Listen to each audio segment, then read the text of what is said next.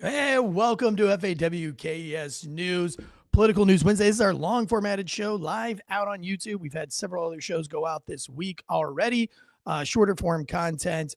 So make sure that you're tuning in on audio and video weekly for all your political news updates and sports news. The sports news is ramping up, obviously, towards the Super Bowl this weekend.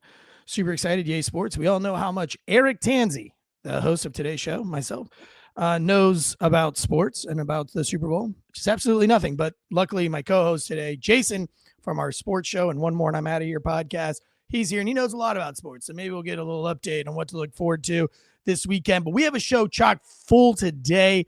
We got to start getting into this. I apologize. Everybody is sick. Everybody is sick, including Deadleg. My family, as you guys know, has been extremely sick. So I am going to try to get through this without any coughing fits, and I apologize. But in advance, today's show is brought to you by GhostBed.com/Wolfpack and FactorMeals.com/Wolfpack50. We also have Shieldbox with us this week. So today we're going to be covering the FBI being dismantled for this J6 investigation. Of course, the FBI guys now suing in advance to kind of stop this steamroll of Trump. I can't believe he's only been in office for 14 days. It seems like the list of things that he's achieved in 14 days, our last administration wasn't able to accomplish in, 4 years. But we'll talk all about it. Also, we're going to talk about RFK and Tulsi Gabbard getting confirmed and making it through. What deal did RFK make to get through that? That's crazy. I've been saying for a while that this is the most liberal Republican Party, if you would call it. That's why I think the two-party system is actually dead now. I think Donald Trump killed the two-party system. I don't think that the Donald Trump system is right or is Republican or conservative. And I think it's hilarious that it's considered to be far right because so many things that are being done are actually, left, and if not way left. So we'll talk about a couple of those different things today as well. We have this foreign aid package. Trump is just hacking at it. And I think that is what we voted for, but I don't want to talk about it now. We'll get into it, but DOGE, the DOGE Express as well, just all the government inefficiency and cleaning house. And then we'll wrap the show up today with this very strange Port Authority workers who leaked some footage to CNN. And then, I remember when something else got leaked to a media group in the last administration, and that media group was actually shut down. First media group in history to be shut down by the FBI. I wonder if CNN will be shut down by the FBI for trying to gain video footage that they don't have rights to or that they're not privy to. Either way, we'll talk about it. Again, sorry for the sickness. I'm holding back this cough that's about to explode. Let me bring on my co-host, who I'm going to lean on very heavy today. Let me bring him in here. It's Jason Kiefer from One More and I'm Out of Here podcast. He does all the sports stuff with John every week here on the Fox News channel. So thank you so much for being here. I'm struggle bussing today, dude. I'm on the short struggle bus. I almost came on with a mask. You should have come on. Just to make sure you didn't get me sick. We're having these coughing fits where we start to cough and it just won't stop. And we almost turn purple. It's so bad. My wife had to go get an inhaler. I took her to the hospital. I was like, dude, she's turning purple. She's coughing so hard and she's not catching any breaths. And it's still going. The inhaler's helping a little bit, but she's in bad shape, man. She's real short of breath. Anytime she tries to breathe in, it just comes out as this massive coughing fit. So that's the worst. Yeah. Absolute worst. Sorry your family's sick, but I'm glad you're able to be on, and thank you for having me. Oh, no, thank you for joining us today. I guess we should probably start with what do you want to start with? You want to start with the tariffs and try. I didn't bring that up, but we do have the Canada tariffs and the Mexican tariffs, which I think are great, by the way. I mean, how about that though? Like, so he announces tariffs, and everyone's losing their mind here, and in Canada and in Mexico, everyone's losing their shit. And then, so he announces it against Mexico, and then ends up having a meeting with Mexico. Yeah. And probably 5 hours later, 10,000 troops to the border. 10,000 troops. Yeah. It's a lot. Right. Yeah. But they end up coming up with some, some deal. But it wasn't literally like 5 hours later. Canada's right on board after a half an hour conversation with the man. It's like we've had a whole bunch of Marie Antoinettes in charge. It's like the days of Marie Antoinette, where it's just like they have been living these lavish lives, going to parties, eating cheese pizzas, quote unquote, just kind of doing whatever they want without anybody to check them. And now they're not getting away with it anymore. And that's what they're so mad at the Donald Trump regime for. It's not because, he's some kind of a dictator, but he's putting checks and balances back in place. And, I heard this with about the courts and how he's using he's saying that he's using the executive power, and the executive power should be separated. Yeah. When everything is kind of flying by the books, that's easy. But when you've corrupted the executive branch, when you've corrupted the FBI, when you've used the, and that's the gaslighting again from the far left, or from the Democrat Party. The Democrat Party, the Republican Party is just kind of gone by the wayside. I don't know that it even exists anymore. The Rhino right is still there, and little, but when I consider the right now is whatever this new Trump error has brought to us, the new Trump model, which is, not libertarian at all, but it's definitely this in between. It's, or I'll probably call it, the reasonableness party, where you have some left and some right going on, but the Democratic Party just can't seem to let go, and the gaslighting that we get from the Democrats is insane. So it's, now they're mad at the Trump organization for retaliating. And if I read some of these articles today, you're going to see the rhetoric that they use and the verbiage that they use to paint this picture of this totalitarian coming in and politically retaliating on anybody that resisted against them or was against them. That's how they word it. However, they don't remember the last 4 years when literally that's what the Biden administration put 15% of the FBI employees in charge of doing, was literally political retribution. It's you win against us. We're going to make you pay. Anybody that supported you, Joe Rogan, Russell Brand, any of these characters, anybody that was involved, we're going to shame you, name shame you. We're going to exploit you. And you guys are all just going to feel our wrath for 4 years. And it was insane. We watched an entire media company collapse over this, Project Veritas. I bring it up over again because I don't think it's you can't say it enough. I can't believe that it was allowed to happen. And, now, what do you think was going to happen? Trump went 4 years and didn't go after you. He went and put America forward and went forward with things. Whether you agree with the choices that he made or he didn't, we had 4 years of no new wars. Excuse me. It's going to be like that all show. We had 40 years of no big major wars, and we have 4 years of trying to get it. And what we had was the left and the Democrats trying to thwart this at every way, with the COVID virus, with this manufacturing, with lab leaks, with Russia collusion, all of these things. They're just trying to set Trump back at and they're doing it now. And the funny thing is that he never paid attention to it. He just kept moving forward. And then they get into office and they continue this political persecution. So what the left is accusing Donald Trump of doing is exactly what they have been doing, not for 4 years, but for 8 years. Yeah. It's wild. And he's been able to prove it.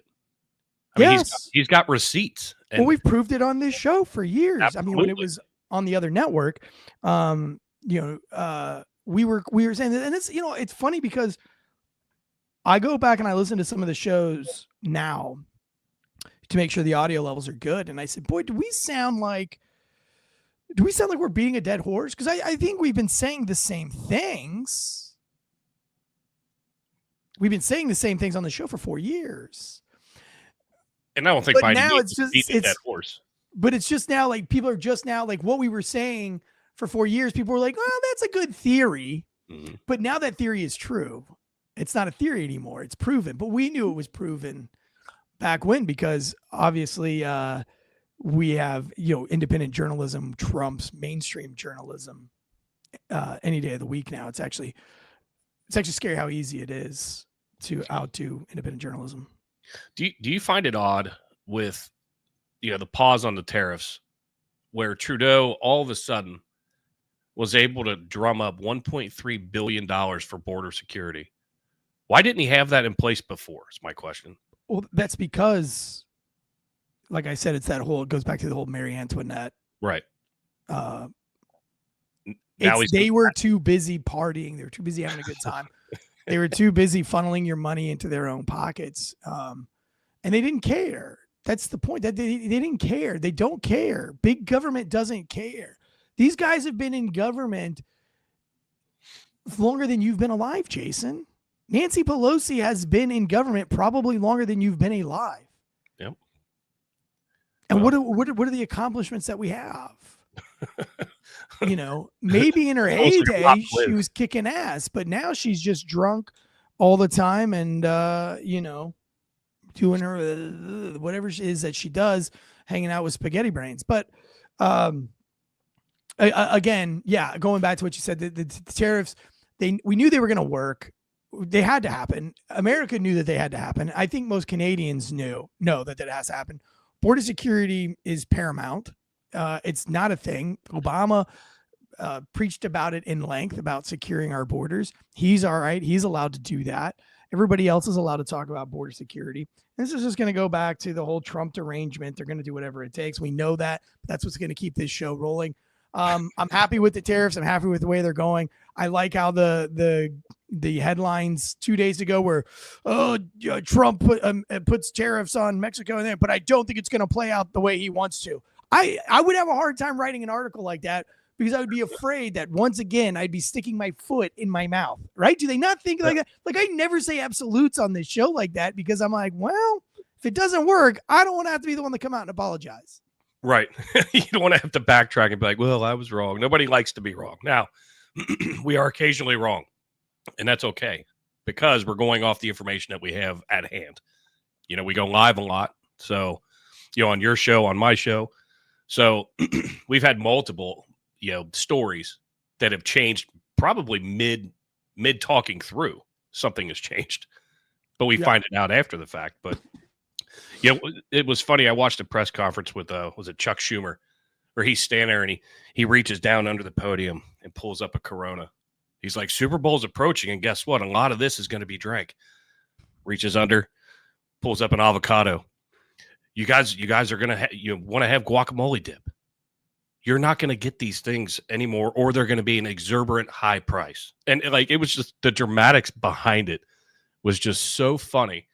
And I'm like, Chuck, there's video or pictures of you grilling hamburgers at your house that were raw as shit.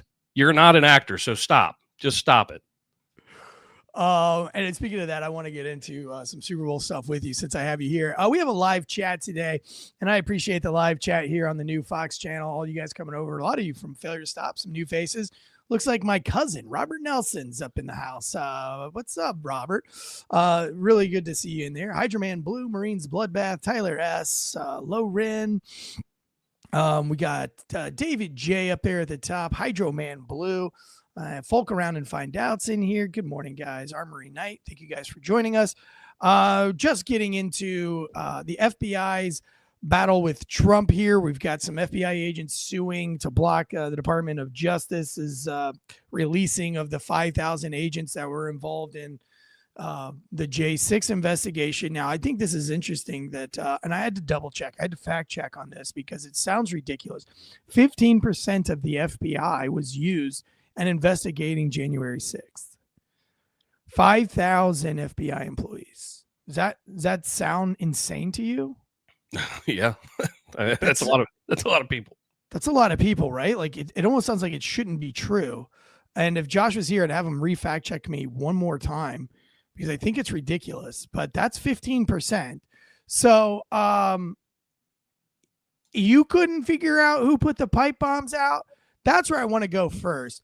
They're using the 15% as like, we are all hands on deck to find out that all these rioters and all the do-batters, but nobody wanted to, like, nobody's questioning that they had that many FBI agents and they still have not one clue on who put 2 pipe bombs, one at the DNC, one at the RNC, and some of the most highly visible and video surveyed areas in DC.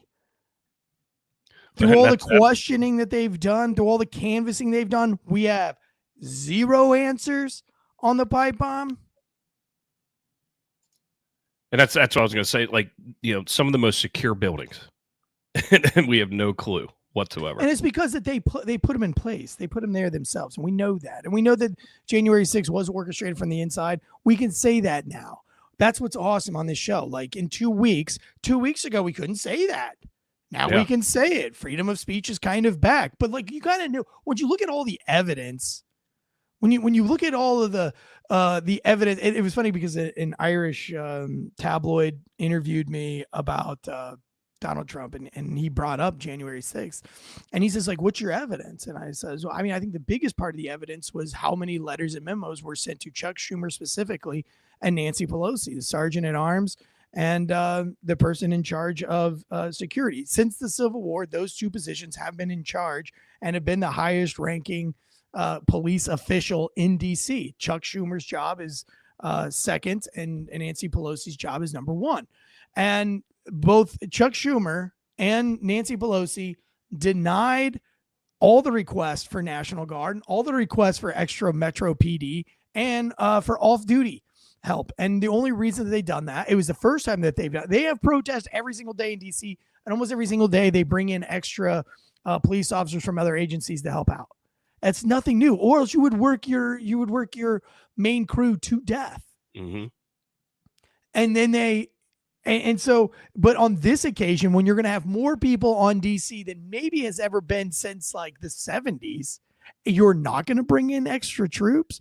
And the only answer no is because you want something bad to happen. That's why I say we sound like a bad road. But we knew that when you have pipe bombs that are perfectly made pipe bombs, very sophisticated with timers and the whole 9 yards, which is very difficult to coordinate. Yet the guy or girl put wet black powder in it. So this guy or this person knows how to make a very complex bomb, but isn't smart enough to have dry gunpowder. Like, what are the odds that you had wet gunpowder to begin with?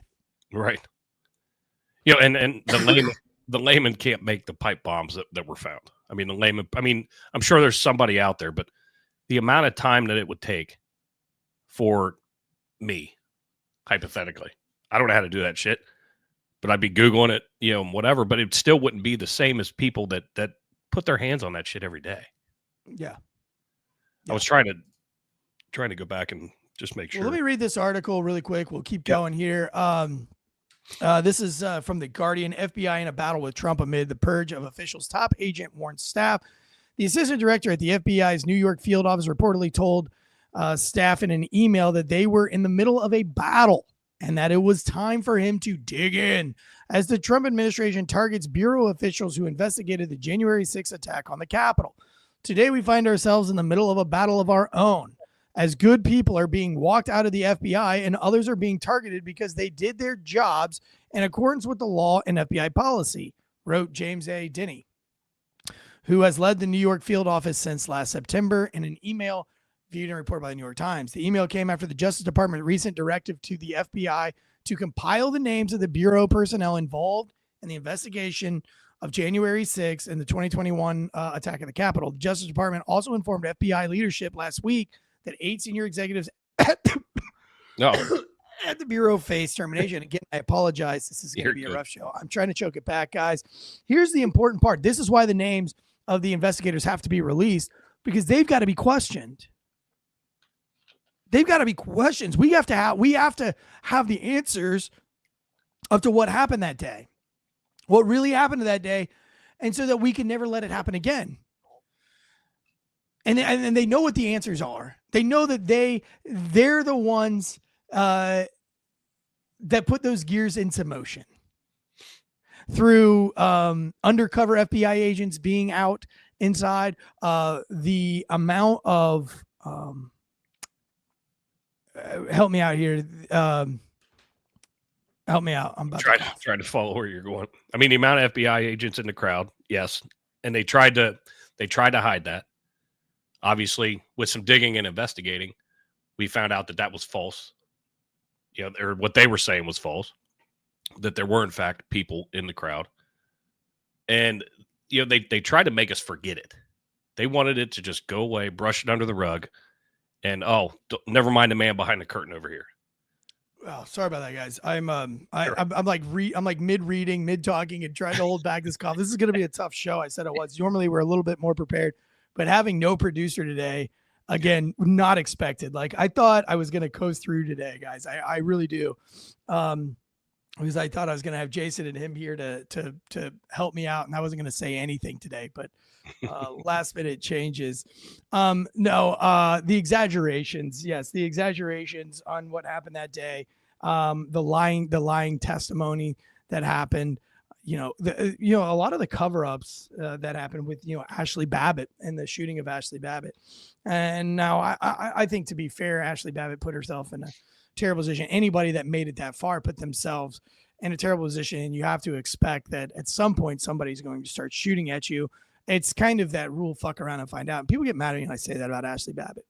I'm not saying that the guy was justified, Bird was justified in shooting her. I'm not saying that at all. But what I'm saying is that when you put yourself in front of a whole bunch of people, you're the chances of one of those people being an idiot. Right. And that's the thing. It's like you're gambling with your life, and if you're going to gamble with your life, you have to be prepared to lose. I mean, that's the whole thing. It's like, don't play poker if you don't want to lose a couple of hands. Mm-hmm. If losing one hand in poker is it for you, then you can't play poker, because poker's about losing 5 hands and winning one good hand. Exactly. And so again, I've always said that, anybody that put themselves out that far, and of course they did, they ran into literally the biggest idiot in the Capitol Police, which was this Officer Bird. This guy had been suspended for like 50 something days at one point. This guy left his gun in a bathroom for almost an hour for civilians to find his gun, his firearm, in a bathroom. What an idiot. He was punished for lying. He was caught lying, and actually they wanted to terminate him. I did a whole episode on this. That recommendation from the investigation was that they fire him, and they didn't fire him. It's almost like if you're a Capitol Police officer and you're of a minority, that you're kind of untouchable at this point. They're seeing that right now with this gun that just made it into the Capitol, past the security guards at the front.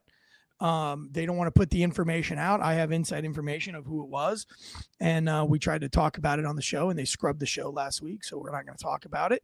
But here we have this Bird, and he lied, which is like the biggest no-no in law enforcement. If you get caught lying, you get fired. That's most departments' policy there. It's zero tolerance on lying. Mm-hmm. And what happened was he was supposed to be guarding something. It was supposed to be at a guard post, and he wasn't there. And when they looked on the video to see where he was eating and drinking somewhere. He had like a little snack and a beverage. And they were like, were you eating and drinking instead of being where you were supposed to be and doing what you're supposed to do? And he was like, no, I wasn't. And they're like, are you sure you want to go down this rabbit hole? And he was like, yeah, I wasn't. And they're like, here's the video. You got caught. And I think they suspended him for like 50 something days, which is, it's a long time. Have you ever heard of somebody getting suspended for 50 days and not getting fired? No. I mean, if you're going that far, then right. It's usually termination. Right. This guy's also filed bankruptcy, I think twice is what it said in the article that Blaze TV did. I wasn't planning on talking about it today, or I'd show you the receipts, but you can't being a law enforcement officer, you can't have terrible credit to be a law enforcement officer. It's like getting your security clearance. You can't have a security clearance if you have bad credit, because then it gives you it leads to corruption. That's why they don't like that. That's why it's put in place. But this guy, the guy that shot Ashley Babbitt, has this string of just bad policing. He was so bad at his job that they put him in the one hallway to just kind of sit there and just kind of be forgotten about at the Capitol Police because nothing could ever happen there. Just go over there and hang out. Yeah. And out of all of the police officers, the hundreds and hundreds of cops that were going through all the crazy shit, the tear gas, the getting stabbed with a flag post, all the crazy stuff, only one guy. Also, during the investigation, they found that he was running through the Congress floor with his finger on the trigger in multiple videos. And at one point, his gun was pointed to the back of another congressman's head. Oh, my God. So this guy is just incompetent to the next level. And guess what? They promoted him in the last 4 years. That's what happens a lot of times, though. He's like a commander now. You can look in multiple agencies across the country, whether it's, Podunk Town, all the way up to, state troopers, Capitol Police, whatever. You see it all the time where the shitbags get promoted for whatever reason. And, one theory is they pull them up top to get them, to get them out of harm's way. And here, just, you're in charge of ordering toilet paper or whatever. Right. It's a place to put them, like putting them in that hallway. Right. And it's a shame because some departments, you don't have enough places to hide people. These smaller departments, you can't hide them. Right. Where like a big city, and I know people at Cincinnati Fire Department that shouldn't have jobs, but they get promoted and they're tucked away in a different bureau where nobody sees them. Right. And it's just, all right, you're a liability. We're going to put you over here, but here's some extra pay and a rank. And It happens every freaking day. It's insane. So, that's what Capitol PD is going out. And I think that the releasing of this is going to disclose a lot of that. And it's going to show a lot of what's going on, and especially with the DEI. And I know that the media likes to be hyperbolic about the whole DEI thing, but it is important, guys. We've been suffering as a nation, having more meetings about DEI than your actual job. I was talking to a helicopter pilot that flies security for the president, and he says that they get more updates on DEI stuff than they get on China or Iran or the things that like pose a plausible threat to our national security, yet we have to sit through many courses.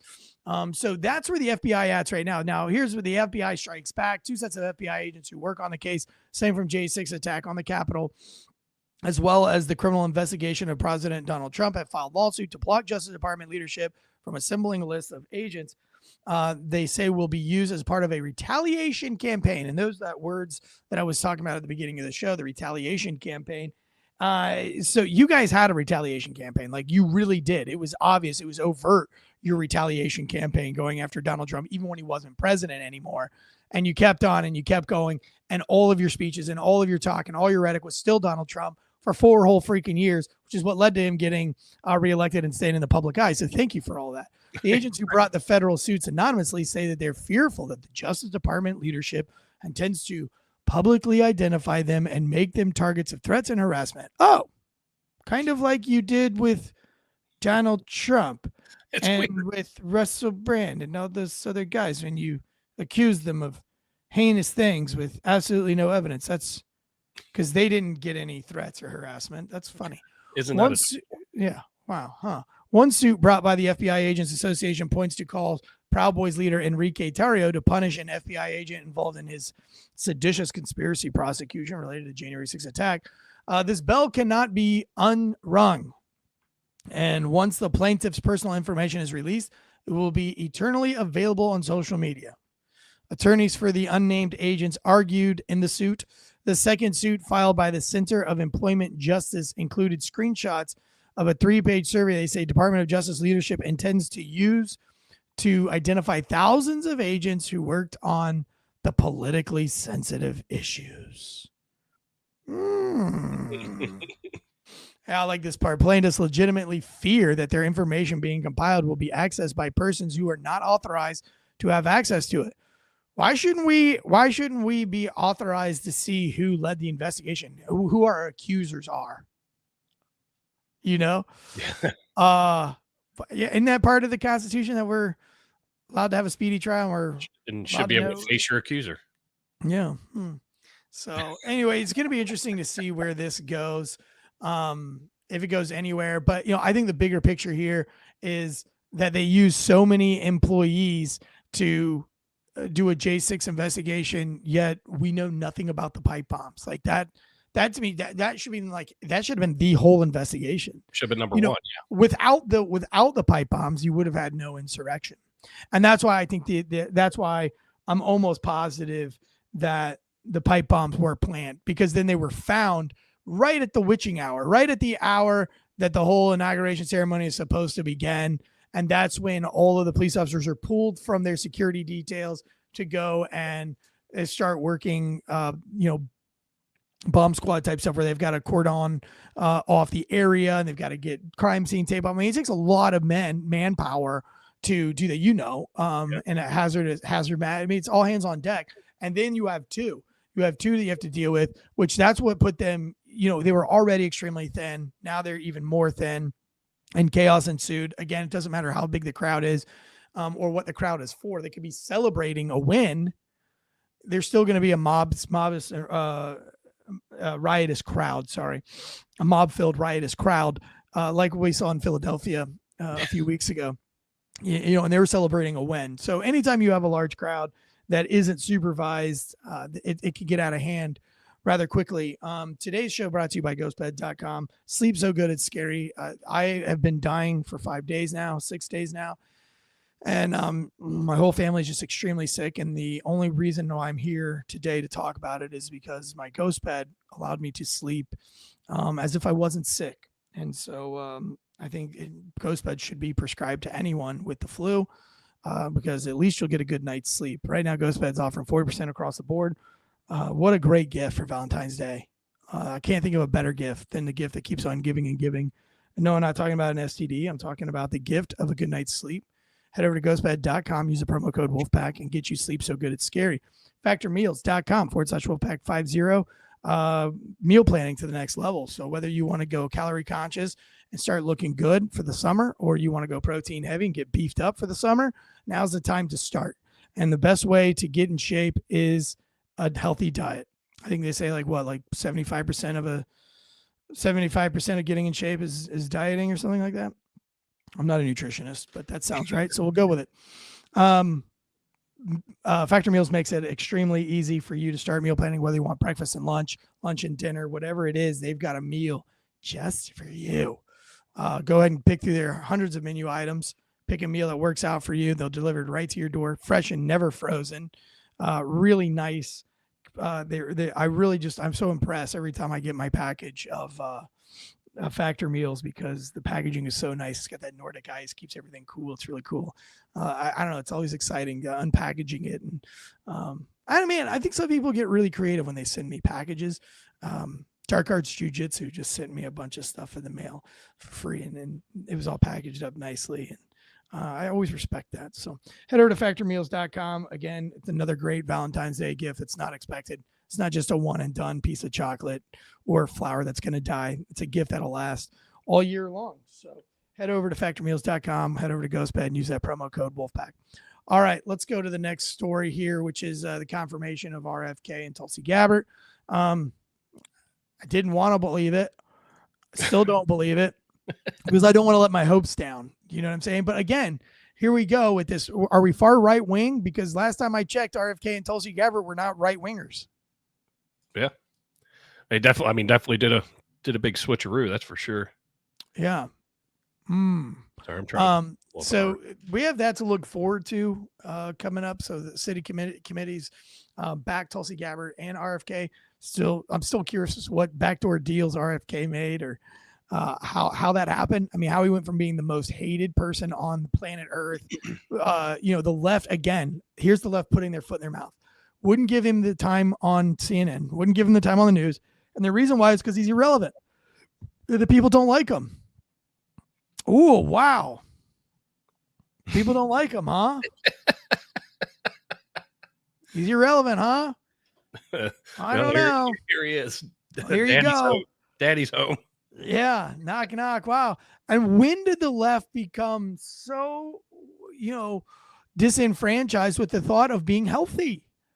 When I was a kid, that's what the left was about. I mean, remember Michelle Obama wanting to fix school lunches, and they were like, yeah, like, yes, queen. Do it, Michael. Yeah, Big Mike. Let's go, Big Mike. Big Mike's like, these kids don't need to be eating corn dogs no more. You're going to get a bloaty sandwich. Yeah. You going to eat that? That's hilarious. No, it is amazing the transformation the quote unquote transformation that he made in some of his things, but then other things he stayed, he kind of stayed, true to where he was, and now everyone's eating it up. You see where he popped a Zen? Took a little trip to Zimbabwe in the middle of his confirmation hearing. I didn't see that part. You didn't? No. He's like in the middle of the thing. He's like, he's got the package in his hand. He's like, he just pops his Zen right in, dude. Excuse me, Senator. Yeah. Let me put my lipper in real quick. I got to put in 10 Milli Vanillis in the upper decky. God, I wish I'd have seen that. Oh my gosh, dude. Freaking. I mean, that hearing was wild. I mean, I saw New Zealand. I saw most of it, but and a little bit off topic, but it hits in every one of these hearings. Is Elizabeth Warren reminds me of my pissed off grandmother. I have never seen the way she went after RFK, the way she went after Hegseth.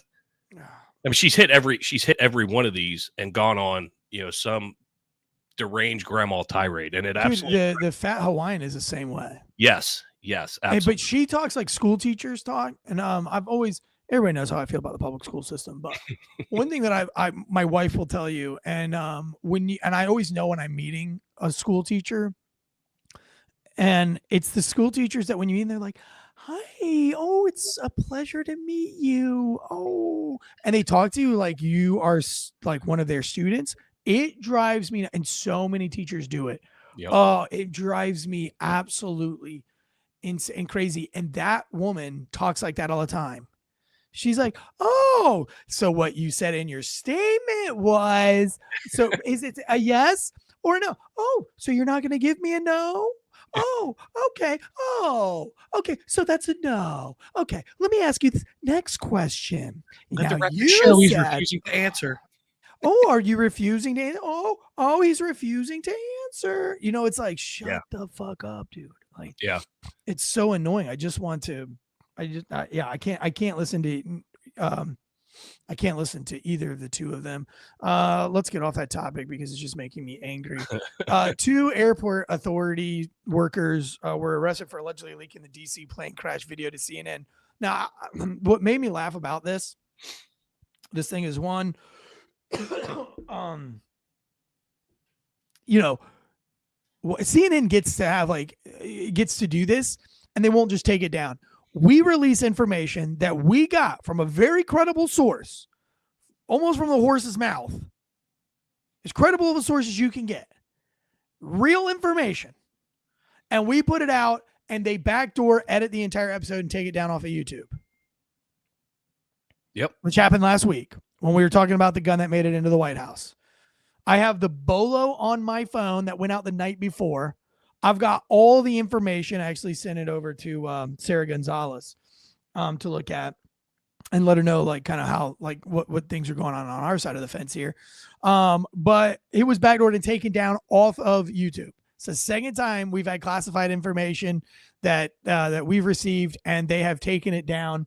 And it makes you feel crazy. It makes you feel like you're some kind of like maybe that you have like, some kind of like schizophrenia or something. You're like, is this possible? Like, how can they go in and take out your stuff? So we have this information, but we can't put it out. But CNN can go and retrieve a video that they're not supposed to retrieve and they're not supposed to have. And obviously by the looks of these guys, and again, we don't have a producer to show you the picture, but if you look at them, probably not very hard to coerce. They don't look like they're the freaking top of the barrel out there at the Port Authority. And they're not only are they able to take the video and release the video, but they can use the video in the video that they're explaining to you that they fired people over because they leaked a video that CNN wasn't supposed to have. Make it make sense. So we're going to show you the video that they're not supposed to have. Now, if independent journalists do that, we'll take it down off the internet. They weren't supposed to have the video. We'll take the whole video off the internet. That's what they do to the independent journalists. But CNN, they'll allow them to use the illegal video or the leaked video in the actual article. Yeah. Well, Eric, you're against the narrative. Okay. I mean, I thought you knew that. I mean, it's vile. So here we go. 2 airport authority workers. If you want to follow this post, again, we would normally have this up for you. If you're a new listener here, we'd normally have this up so you can watch it. Sorry that we don't, but this is coming from the New York Post. Look down below. What? Look down below. Share my screen.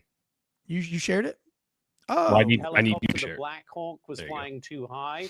There's one. Suggestion now mute it though. The pilots of the regional Can you mute it? Perhaps tried to climb at the very last second. No. What? Oh no, maybe that's me. Everything and no, heard it might be everything playing in that article. So far, what are your thoughts now? Let me take it down. Yep, it was playing in the article. But that was awesome that you tried to play producer. That was pretty cute. I'm trying. It was cute. It was on the fly, even. Yeah. Hey, you know what? You're not trying. 2 airport authority workers arrested for allegedly leaking DC plane crash video to CNN. 2 employees of the authority that manages Ronald Reagan Washington National Airport were arrested over their alleged involvement in leaking surveillance footage of last week's deadly mid-air aircraft collision to CNN. Metropolitan and Washington Airports Authority staffers are accused of making an unauthorized copy of records and are facing charges of computer trespass, the agency said on Monday. But I bet you they weren't raided by the FBI. The legal trouble is tied to chilling video obtained by CNN last week that offered a horrifying new vantage point of the crash over the Potomac River. And it's a pretty big, that's a pretty insane video. You can actually watch it right here on CNN or on the New York Post. The Wednesday night collision between Black Hawk helicopter and an American Airlines passenger jet killed 67 people. They did recover all 67, though, according to reports. If that's true, that's amazing. That is amazing. The exclusive videos gave a closer and clearer look at the air disaster, including one clip in which the chopper is darting from the left side of the screen as the American Airlines flight approaches the airport. A second short clip shows the Black Hawk, which was carrying 3 soldiers, and the Bombardier CRJ-700 heading towards each other before the 2 smashed together and exploded. Why don't they want that footage leaked? Again, I think it's a power trip thing too. Mm-hmm. Why does law enforcement hold on to things? It's not privy to any investigation. It doesn't hinder your investigation for the American people to see the totality of it. Well, yeah, there were already hundreds of videos out there, whether it was, a police cruiser, dash cam, people's cell phones. Sometimes it's like, we have something you don't have. We have something you don't have. That's all it is. So, and they wouldn't have to fire these guys if they didn't. But, CNN went after it. And the CNN and on these news people, they have this way, and I've been working with media long enough, that they have a way of coercing you. They're not supposed to, but they do. And then they make you feel like, and that's why when I talk to my sources and I say, listen, do not tell me anything that'll get you fired. Yeah. Don't tell me anything that'll get you fired. Just do not be afraid to say, I can't talk about that. I'm not going to think anything less of you. But again, that's independent journalists. These guys over these legacy media folks are nothing more than they're not much more than vultures. And it's a perfect analogy because they circle and circle and circle and will, beat that dead horse. But then all of a sudden when somebody else does something ahead of them, that's when they get bullshit and try to go after you. Right. Somebody in the chat says CNN doesn't protect their sources. It would appear not. It would appear that they don't. Unless obviously the video gets leaked, there's going to be an investigation. Who had access to the video? And then they're going to question them. Maybe these guys just came out with it. Maybe they're like, yeah, it was us. Yeah, it was us. But I think the funnier part is that they're still using the video that they obtained that they weren't supposed to obtain by using these 2 guys. Or whoever these guys were, but again, by the looks of it, if I had to judge a book by its cover, I would say These guys probably aren't, How did they have access to that to those files? Because it says computer trespass. They don't look like hackers to me. No, but I mean, so for instance, your fleet management, the mechanics for your city that you live in, right? Would they not have access to the computer systems that run your fire trucks? What I'm saying is, that's what I'm saying. It's like anybody down the line that has access to computers and air traffic control. So I mean, this guy could be, these guys could have been, baggage guys. I mean, I don't know. Right. But if that file was so important, why was it accessible? Oh, I mean, these guys could have been like security, like Port Authority security too. Like the guys that sit there and just monitor the video screens. Right. No, I see your point, but it's, if this video was such important information, even though it was already out there, how did they gain access to it? That's what I'm curious about, because they're charged with computer trespass. I'm just curious as to the totality of how far did they have to go to get it? Yeah, probably had to put in a password. You would think. Or behind a firewall. And like I said, a lot of these guys have access. Like even your fleet management guys probably have access to the computers in your cop car to, be able to turn certain things on in your cop car and not certain things aren't on. They got to be able to log into your computer for some things to check equipment. You got to figure what security access, how far did their security access reach, I guess is the better way to put it. Or, and another thing is like, did these guys get in there, find the footage and then call CNN and offer it up to them? I guess I should be fair to CNN. That's very plausible as well. That would probably be. That's actually probably what happened. Now I feel like an asshole. Making fun of CNN. Yeah. But that's what happened with Project Veritas. I mean, she called them and said, "I've got this footage for you." I mean, so it's still no different. Right. I'm still butthurt about the whole Project Veritas thing. I'll never let it go. So Armory Night says protest today starting in 45 minutes. So it might be fun to watch and see if ICE grabs the illegals while they protest. That would be something. Have your cell phone out. Yeah, please. And then I'll give you my email address. We've got Greg LaMontagne in the chats. Make sure you guys head over and check out their podcast, The Bar's Open with Beth and Greg, for all your society and culture and fun-loving news. We do all the dark news here. And again, guys, I apologize that the news is so bad today.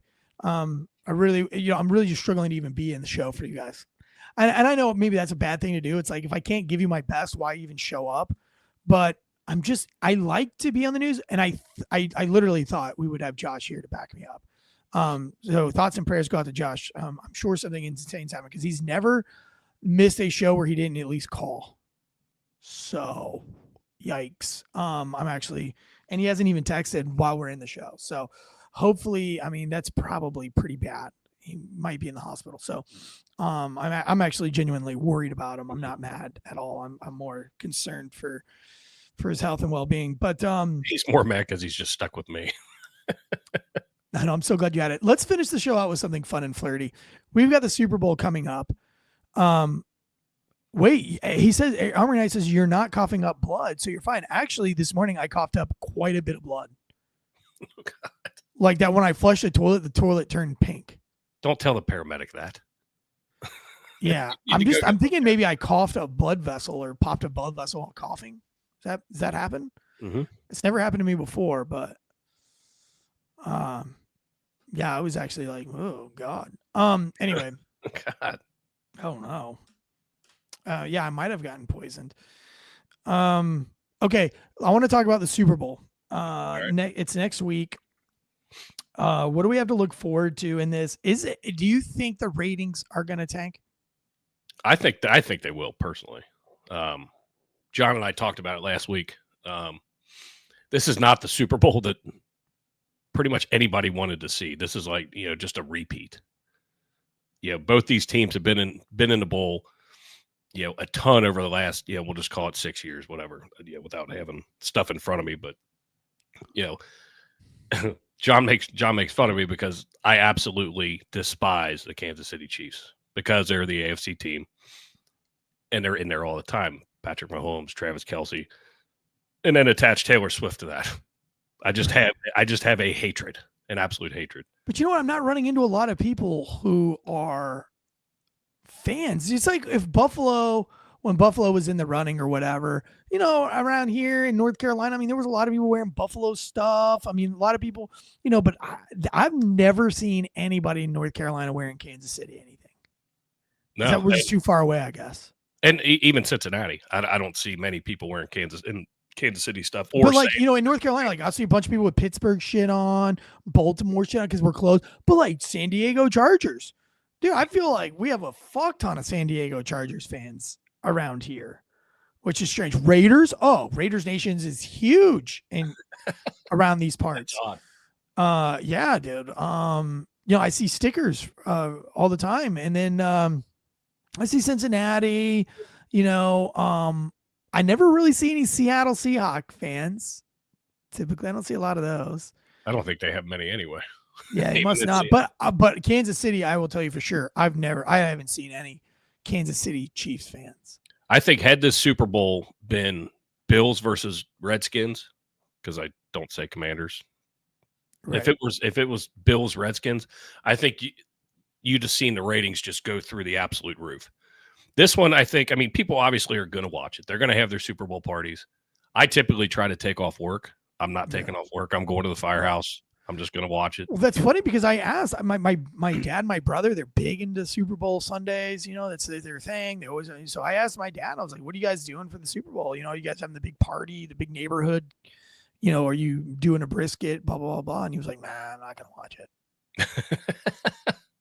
I mean, that seems to be the consensus. Now, I'll be curious to see after the fact what the ratings actually are, if we can get, you know, a true good reading on it. But, I mean, I'm happy for Saquon Barkley. You know, the Giants pretty much just threw him in the trash, and Philly's like, hey, we'll take him. And he ends up, you know, having a career year, and he's going to the Super Bowl, which is on his birthday, which I think is pretty cool. Oh, that is nice. Keep going. So, I mean, but I despise Philadelphia too. Their fan base is complete trash and garbage. We had an article a couple weeks ago on the guy the Philly fan that was, you know, pretty much verbally berating Packers fan who was a female and called her the big C word and just like yelling and screaming at her. He ended up losing his job over it. Well, and that's you can't call somebody a cunt. Well, not when it goes viral like that. I love working for myself. See, that's perfect. I have no problem calling somebody a cunt. At all. Nor do I, which is probably a downfall at times. I actually, the funny story, and I thought about this like going viral, but I didn't have my kids in the car or anything. And I was driving through, we have a very hood food line, and I go there all the time. I've been there with you. Yeah, you have very hood, you know. And I mean, there's always some drama going on there. And I went there the other day, and there was 4 dudes walking horizontally through the parking lot, bebopping. Nobody could get by them. And it was like at the entrance. So like if everybody just kind of like sat behind them, they would, you know, it would take you forever to get to the actual food line. And I was like 3 cars back. And these guys, like nobody's honking or anything. Everybody's just kind of like going 1 mile an hour behind them. And I saw a gap in parking spaces. So I went around everybody and I went between them and the open parking spaces. And they started like throwing their hands up and running like towards my van. And I went and parked at the thing and they were, you know, raising their hands. And I walked by and they were yelling and I was like, I go, oh, I'm so sorry, man. Was I supposed to just wait behind you guys while you guys walk through the parking lot and like Mach -2 miles an hour? And they were like, yeah, fool, you better try it again. Try it again. Yeah, try it again. Try it again. You lucky, try again. And I just kept walking. And I was like, I mean, that's all they said though. But you know, right. I was thinking in my brain, I was like, oh, here we go. I mean, it's 4-on-1. I'm about to have a viral moment. I'm going to get more famous than I already am. I probably would have won too until they stabbed me or shot me, but I would have been up in points. Up in points. Hey, did you want to hit the? I know we were being happy Super Bowl stuff, but did you want to hit that list of? Oh yeah. Oh, the foreign aid. Finish off with some foreign aid. I'm sorry, guys. Go ahead. No, this is the list of foreign aid that everybody's so upset about. That DOGE is going after. By the way, I love saying DOGE. Here, actually, the Dogers. I'm gonna try this again. I'm gonna try to be producer again. Oh no. No, this one doesn't have any sound. Oh yeah, oh daddy, oh yeah. That's the other computer. Hee-haw, hee-haw. Just share that screen. Some kind of like barnyard porn pops up. So here's a list, and our buddy Dan Carroll yesterday showed me this, and I hadn't really seen any of this, and I was quite shocked. 1.5 million to quote unquote advanced diversity, equity, and inclusion in Serbia's workplaces and business communities. That seems like a good investment. $70,000 for production of a DEI musical in Ireland. Yeah, I can only a gay Irish musical. I thought all musicals were already gay. So what the DEI? I can't even try to impersonate a gay. The DEI musical, the 70,000 was to hire non-gay people so they could have some diversity in there. Jesus, because everybody in the musical was gay to begin with. 2.5 million for electric vehicles for Vietnam. Hell yeah. 47,000 for the transgender opera in Colombia. Elon, we got Elon in the wire. Oh my god. A transgender opera. I thought that was the whole thing about operas, was that they were mostly transgender people. Well, it sure seems that way. You never saw that? What's the I forgot the name of the movie now. Never mind. 32,000 for a transgender comic book in Peru. Oh God. Was it like Furry Boy instead of Catwoman? What would be a superpower? Furry Boys? Yeah. It like whips you with the tail. Oh, it shoots butt plugs out its ass. That's perfect. $2 million for sex changes and LGBT activism in Guatemala. God, that's exactly where I want my money. They're gay Guatemalans? Apparently. I didn't think so. $6 million to fund tourism in Egypt, because that's our problem, isn't it? Hundreds of thousands of dollars for nonprofit linked to designated terrorist organizations, even after an inspector general launched an investigation. And the list goes. But no, like, this is fun though. Hundreds of thousands of meals that went to Al-Qaeda affiliated fighters in Syria. That's hilarious. We're gonna train you and feed you. That's how. They're like, hey, can you stop bombing us for a second? We've got to eat this fucking Salisbury steak real quick. Hold on, I gotta throw my stovers in the oven real quick. Yeah, is this Factor Meals? What? Let's see. Funding to print personalized contraceptives, birth control devices in developing countries. Personalized. Perfect. What the fuck? I won't mind to have a unicorn on it. That's exactly what I pictured for you too, ironically. Hundreds of millions of dollars to fund irrigation canals, farming equipment, and even fertilizers for gay farmers in Afghanistan. No, I'm just kidding. Fertilizer to support the unprecedented poppy cultivation and heroin production in Afghanistan, benefiting the Taliban. Yeah, so that's like, that was a big thing in Afghanistan. Is like that's where all their funding comes from, are these poppy fields. So if you really want to piss the Taliban off, you burn the poppy fields. And, oftentimes we'd have a big poppy field and we would leverage that poppy field for a while and we would never burn it, but we would threaten it all the time. We're like, hey, we're going to burn that poppy field. And I'm thinking, if that's where all the Taliban's getting their money, that poppy field, like, why aren't we just burning it anyway? Like, why are we even negotiating at this point? Right. If they don't have any money, then they can't do shit. We don't need to negotiate. All that money. But the point was never to beat them. All our money going to that bullshit. Yeah. How many homeless veterans could that have helped, Eric? Dude, fuck homeless veterans. Whatever. They probably deserve it. Homeless people. They probably committed war crimes. That's why they're homeless. Is that it? Oh man. I mean, that's a shit ton of money. Somebody will think I'm serious and I'll get like this nasty DM like, oh, I was a big follower of, I love that too. Like, let's just go there for the next 1 minute. I love it. When you don't want to follow me anymore, for whatever reason, whatever reel that I make that pisses you off, or whatever, the like million ridiculous things that a C- student like myself say, when you start your conversation with like, I was one of your bigger fans, or I really looked up to you, like, you realize that I never cared that you looked up to me. You know what I'm saying? Yeah. Does that sound mean? But it's like, yeah, I don't even know you. It's not like one of these people in the live chats, or like somebody that like comments or like, you know what I mean?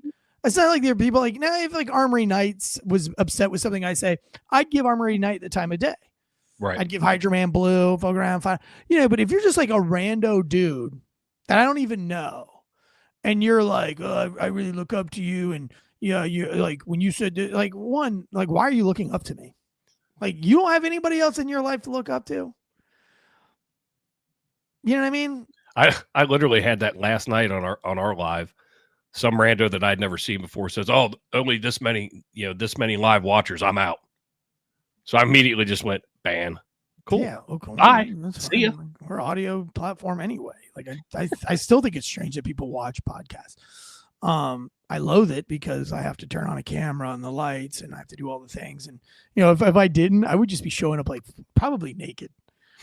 Every podcast, if it was just audio and no video, I'd probably be naked the whole time. But yeah, no, with all the anti-hero stuff that came out, and people don't even know my side of the story because I never really told it. But I've got a lot of these messages from people that I don't even recognize. Screen handles that are like, "Oh, I was just let you know, I was a really big fan, and now that you're a simp to Tim Kennedy," which I haven't done anything to simp to Tim. I've never even mentioned it. I posted like one picture with me and Tim Kennedy from the one time that I met him. I mean, I was on a TV series, but I didn't even get to meet him there. And I was in scenes with him. I didn't even get to meet him. I'm in the same scenes as he is, and I didn't even get to meet him. So I love that. When people say this, they have no idea what they're talking about, and then they look up to me, and then like, I'm supposed to care what a guy that looks up to me thinks. Like, if you're looking up to me, you're in a bad way, dude. You're in a bad way. Like, if I'm the guy that you're aspiring to be, like, you must really suck. make better choices. You must not have a lot going on for you. Because I am just a middle-class C- student at best, fumbling his way through this whole life. And I am, not famous or anything of the like, or even overtly successful. Like, you're not going to watch me roll up in any kind of Range Rover or anything cool or classy. I drive a 2008 minivan. I love that van. It's beautiful. It's in great shape. People are surprised that it's a 2008. Fucking ghetto sled, man. It's like it's in like perfect condition. It's all paid off, man. It's like, that's right. I've been cruising in that thing for a long time. I mean, I have my big pickup truck too, but yeah. And then I have a government issued pickup truck, Air Force issued pickup truck. But people are like, man, you must be doing real good for yourself in this 2-wheel drive, extended cab, extended bed, government issued Dodge Ram pickup truck, man. That's the first one rolled off the line. Boy, I really looked up to you, and you're a real disappointment. Yeah, I love that Shucks. shit. Not that I have people following me, but just stop. Don't do it anymore. I don't need to hear it. Like, if I wouldn't need to hear why. Cool. Or just like skip the part about you looking up to me and all that stuff. Right. Like, that just makes me feel sorry for you as a human being. Like, I'm like, wow, man, he must not have a TV. He must not watch any sports. I want to buy you a lunch. He must not have an Instagram. And you follow anybody on Instagram that's cooler than me. Like me, I mean, I love my 14,000 followers. I really do. But like, have you seen my Instagram content? Like, it's far from professional. Yeah, but I got a lot of those in the last few weeks. But what I think is really funny is, and I'll end on this because we're having fun, and I can't go to jiu-jitsu or Muay Thai today because I don't want to spread the infectious. Don't forget you're supposed to talk to somebody for me when you're well at jiu-jitsu. You muted yourself, or something happened. we good now? Yeah, you're good now. He's actually been gone for like 2 weeks, but then when he came back, I was out because I'm sick. But anyway, so this whole book thing, my book coming out. So, I was told, and this is a crazy thing, and we're just having fun. So if you're done, there's no more news. You can piss off if you don't want to hear my life. But if you're bored and you want to hear my life, if you want to stop following it. Yeah, if you want to stop following me right now, you're going to not look up to me here in just a second. 3 years and Eric still mutes himself. I love professional podcaster. It's harder than it looks. Yeah, it is, dude. So I had a meeting yesterday with Simon Schuster, and I'll just give you some insider deets on writing a book. It goes through so many hands, and that's why it's taken forever. Like once I signed on with Simon Schuster and Atria Books, like it became their baby, their project. So, I pretty much get left in the dark until like the day before, and then they're like, we need this, and this, and we need it tonight. And you're like, okay, And so when they finally gave me a date to release the book, it was a year out. And then they were like, listen, only tell like your friends and family, and don't really push the book that hard, because we want to do a real marketing push, and we're going to need all the books during the marketing push to get a pulse on how good this book is actually going to do in the market. So if you start selling now, we're not going to have, those aren't going to be counting in the analytics when we sell later, when we're actually trying to figure out, what's going to work, what's not going to work, and how we need to go forward doing marketing. So I was like, all right, cool. And you guys know that I've only kind of just spread it out a little bit, kind of like, because I consider you guys my friends and family, but I haven't like gone on like full on pushing it until, a couple weeks ago. Well, anyway, we had our meeting because February 1st starts the big momentous push. And I saw the numbers of books I've already sold, and it's not impressive. But who pre-buys a book a year out? Like nobody, right? A couple hundred folks. So I wasn't really concerned about the numbers, but they called me like 3 weeks ago, and they were like, hey man, we need to get your pre-sales up. And I was like, you told me to like not. You told me to slow play.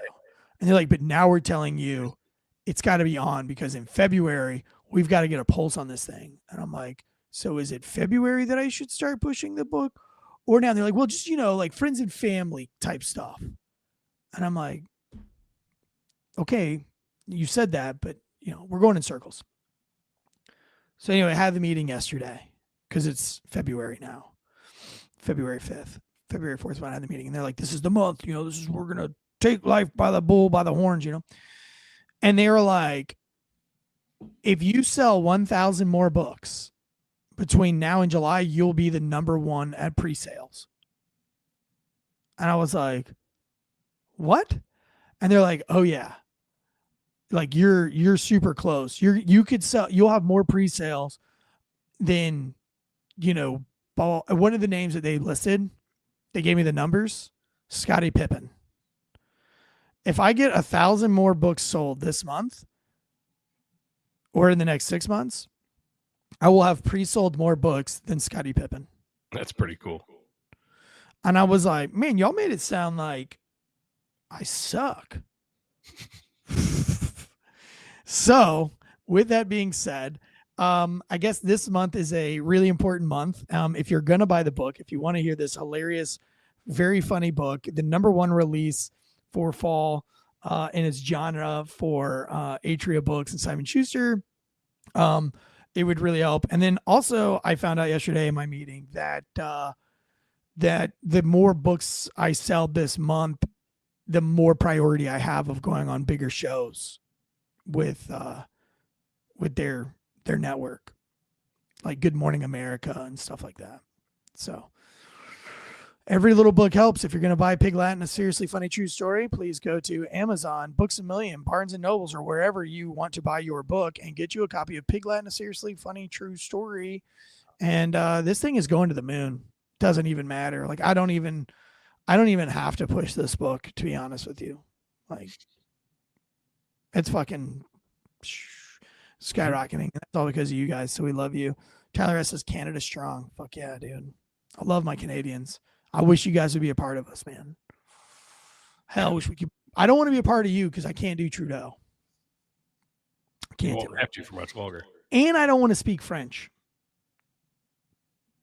Yeah, I'm out on that. And I need all my guns. Somebody asked me what my concealed carry is. It's a Glock 19. Oh, by the way, John and I are going live at noon for Illegal Shift. Oh, That's okay. coming up. All right. Well, let me let you out of here. Thank you guys for hanging in with us.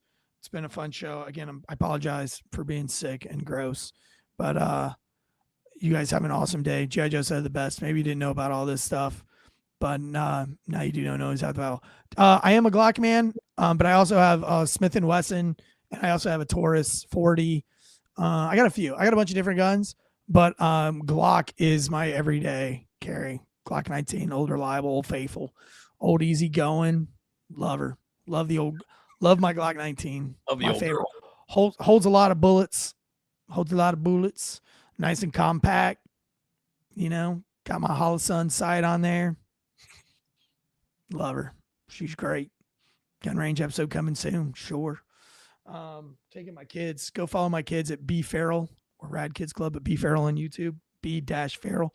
Follow our family blog. But yeah, we'll do some shooting when everybody's better. All right, guys. Until next time. Guns up. Giddy up.